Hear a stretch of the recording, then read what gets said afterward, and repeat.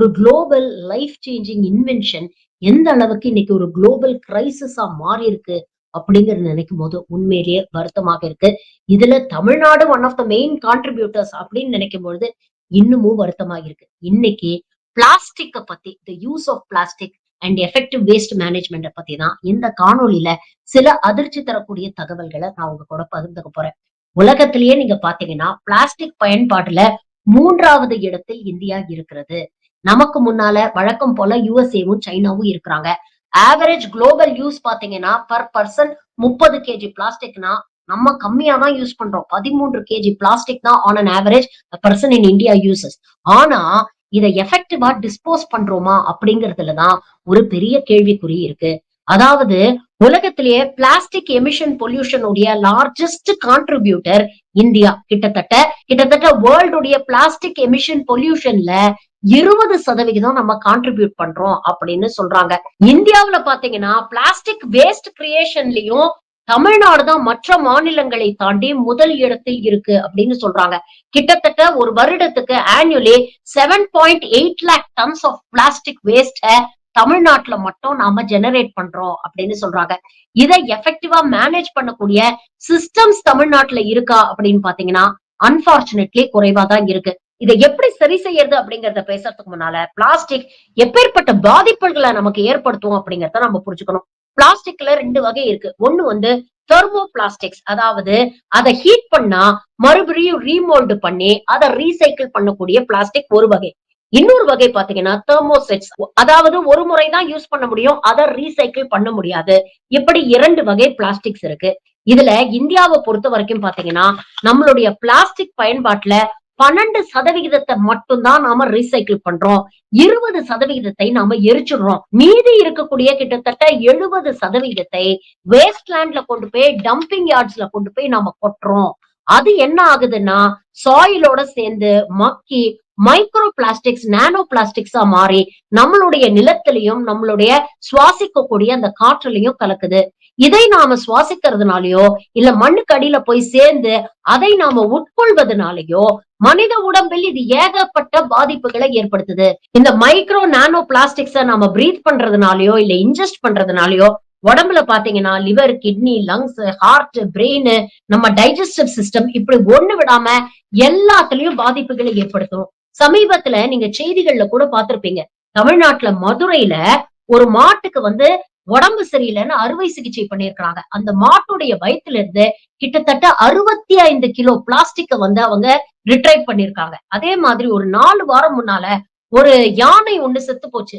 என்ன காரணத்தினால செத்து போச்சு அப்படின்னு போஸ்ட்மார்ட்டம் பண்ணி பார்க்கும் பொழுதுதான் அதோடைய வயத்துக்குள்ள கிட்டத்தட்ட 5 கிலோக்கு மேல பிளாஸ்டிக் இருந்தது அப்படின்னு கண்டுபிடிச்சிருக்காங்க. அப்போ அனிமல்ஸ்க்கே இந்த நிலைமைனா ஹியூமன் பாடிய நாளடைவுல இந்த மைக்ரோ நானோ பிளாஸ்டிக்ஸ் எந்த அளவுக்கு பாதிக்கும் அப்படிங்கறத யோசிச்சு பாருங்க. இதனால ஹார்மோனல் இம்பேலன்சஸ் வரும். இதனால குழந்தை பேருல கூட பாதிப்புகள் ஏற்படும் அப்படின்னு அதிர்ச்சி தரக்கூடிய சயின்டிபிக் ரிசர்ச்சஸ் இன்னைக்கு வெளியாயிட்டு இருக்கு. இந்த அளவுக்கு பாதிப்பை ஏற்படுத்தக்கூடிய ஒரு பிளாஸ்டிக்க நாம எப்படி ரெஸ்பான்சிபிளா கையாளணும் அப்படிங்கிற ஒரு விஷயம் இருக்கு இல்லையா?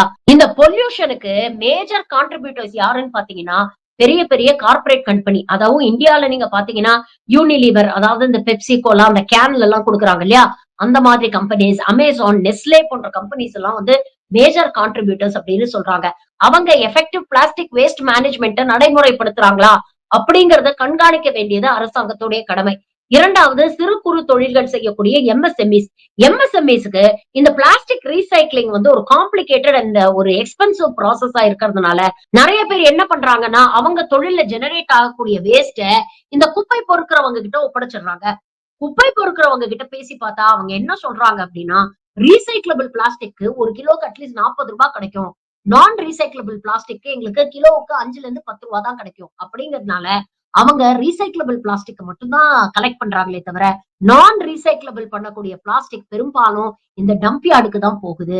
அங்க காலப்போக்குல மக்கி நம்மளுடைய மண்ணோடையும் காத்தோடையும் இது கலக்குது அப்படிங்கிறதுதான் இன்னைக்கு உண்மை.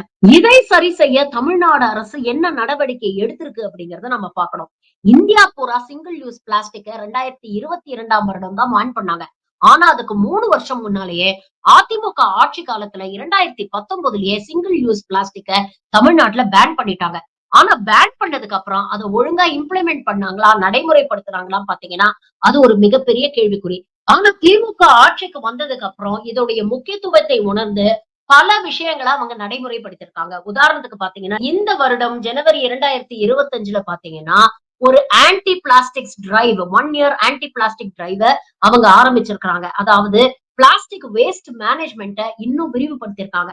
இன்ஃபாக்ட் இந்தியாவுல மற்ற மாநிலங்கள கம்பேர் பண்ணும்போது தமிழ்நாட்டுல தான் plastic waste management units, collection units வந்து அதிகமாக இருக்கு. அதையும் விரிவுபடுத்த திமுக அரசு பல முயற்சிகளை எடுத்துட்டு வருது. இது இல்லாம பொதுமக்களிடம் இது பற்றிய விழிப்புணர்வையும் ஏற்படுத்துறதுக்கு தொடர்ந்து முயற்சிகள் எடுத்துக்கிட்டு வராங்க.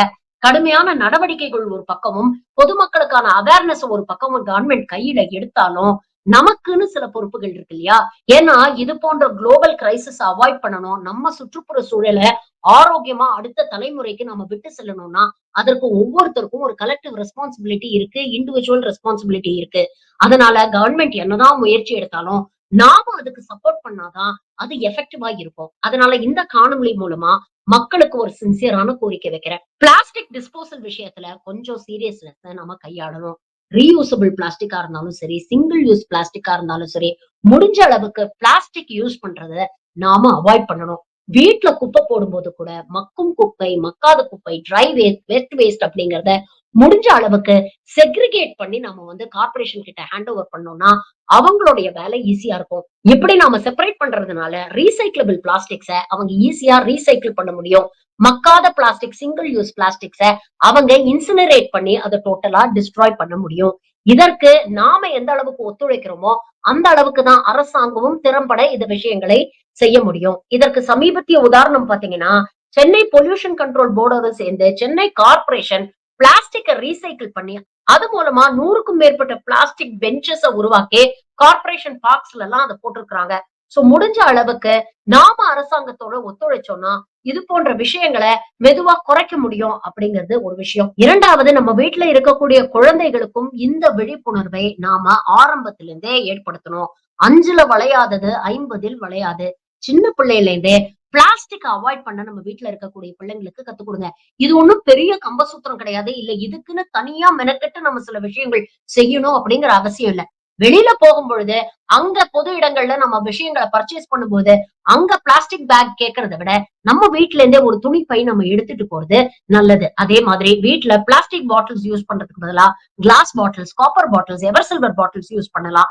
இதெல்லாம் சின்ன வயசுல இருந்தே நம்ம அவங்களுக்கு பழக்கி விட்டோம்னா, அவங்களுக்கும் என்வாயர்மெண்ட்ட சேஃபா வச்சுக்கணும், ஆரோக்கியமா வச்சுக்கணும் அப்படிங்கிற ஒரு அவேர்னஸ் கிரியேட் ஆகும். இதெல்லாம் எதுக்கு நான் இவ்ளோ இன்சிஸ்ட் பண்ணி சொல்றேன் அப்படின்னா, 2040க்குள்ள குளோபல் பிளாஸ்டிக் பொல்யூஷன் 3 மடங்காகிவிடும் அப்படின்னு ஆய்வாளர்கள் சொல்லியிருக்காங்க. அது மட்டும் இல்ல 2050க்குள்ள இதே நிலை தொடர்ந்ததுன்னா, கடல்ல மீன்களுடைய எண்ணிக்கையை தாண்டி பிளாஸ்டிக் உடைய எண்ணிக்கை தான் அதிகமா இருக்கும் அப்படிங்கிற ஒரு அதிர்ச்சி தரக்கூடிய தகவலையும் சொல்லியிருக்காங்க.